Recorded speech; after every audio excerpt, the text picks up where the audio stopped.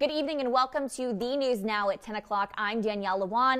Thank you so much for joining us on this Friday night. I hope all of you are inside, warm, snugly in this freezing weather and joining us for this digital newscast. And as always, you know you can join us on Facebook, which most of you are, and joining in and saying hello. But you can also join in on Roku, Amazon Fire. If you don't have your phone with you, you're sitting in your living room, you can pull this up on your beautiful flat screen TV. I know that is absolutely fantastic. Let's dive into some of these news stories that we're following today. A St. Helena Island man is in custody and faces several charges, including trafficking cocaine, crack cocaine, possession with intent to distribute marijuana, and driving under suspension. Deputies arrested this man you're seeing on your screen, 29-year-old Eric Holmes, who was wanted on a federal arrest warrant. A deputy with a canine unit saw Holmes driving down Seaside Road. He attempted to pull him over, but Holmes tried to escape by pulling down a driveway and then the backyard of another home. Now, the canine unit did eventually make a swift arrest and then detected those illegal drugs.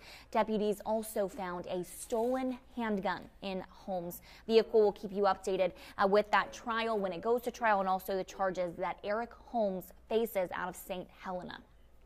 The case of 5 men in Chatham County accused of 2 different murders is now in the hands of a jury, but the jury has gone home for tonight and will resume tomorrow morning at 9 a.m. The state is trying to tie the 5 defendants to the murders of Rebecca Foley and James Pastures. We will, of course, keep you updated over the weekend, both on air and online with that case. WTOC General Manager Larry Silberman is this year's campaign chair for the United Way of the Coastal Empire. He announced today that they surpassed their 2018 fundraising goal of $8.1 million. Listen up to how much they raised. They raised $8,285,000 or $608. That's that big of a number that I couldn't even read it to you correctly. A lot of money, guys. For the last 2.5 months, the nonprofit has been raising money that will go towards health and human services in Chatham, Bryan, Effingham, and Liberty counties. Our Elizabeth Rollins explains how all of that money will now go back into the community. Take a listen. There was a lot to celebrate today as hundreds of donors, volunteers, and community leaders gathered at the Hyatt Regency in downtown Savannah for the United Way of the Coastal Empire's fundraiser finale. Leading up to the big reveal, leaders of each industry group, which includes corporations, education, and surrounding counties, announced how much they raised over the last 10 weeks, bringing the grand total to more than $8.2 million.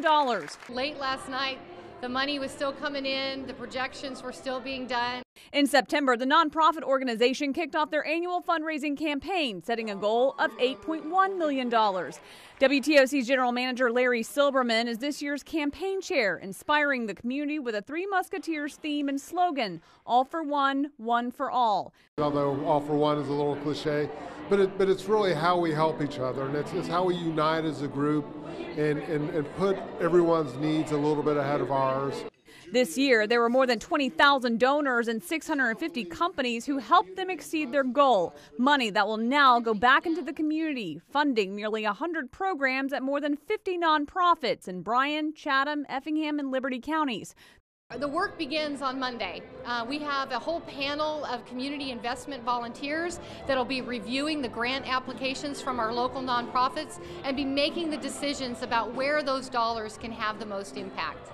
They'll start giving tomorrow everything that was given yesterday. But today was about celebrating everyone who made the giving cycle possible. Thank you. We wouldn't be able to celebrate the victory today without the hard work and effort that they put in. Reporting in Savannah, Elizabeth Rollins, WTOC News. I do want to jump in right now and address some of these comments. I love Facebook and the fact that we can interact with all of you guys. It's fantastic. Katie Hunter, happy Friday. Amanda Cribbs Threet, hello. Joshua Ryan telling me that his birthday is Sunday. You'll be 25 years old.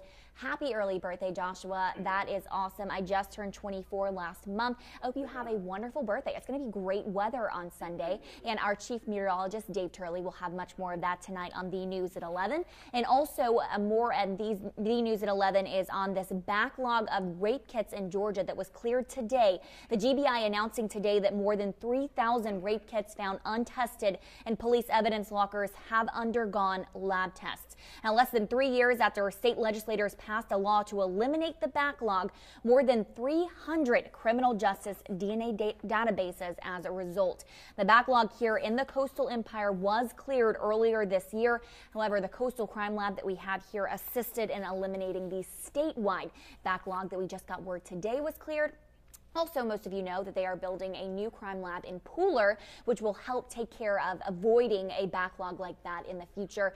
So we'll stay on top of those numbers as we move forward, and I will also have an updated story after speaking to the Rape Crisis Center Executive Director tonight on The News at 11. She has a lot of great words to say, so be sure to tune in for that. And also tonight, following The News at 11, our Friday night annual or weekly newscast is the End Zone. Guys, tonight was playoffs. If you're in the Coastal Empire, it was football rowdy tonight. High schools across the board, and we had a team here making sure that they got those exclusive highlights to bring you tonight. Lots of great plays, touchdowns. So if you're in the football spirit, watching from the comfort of your home or you went to one of the games, you want to catch those highlights, be sure to tune in tonight at 11. We'll see you then.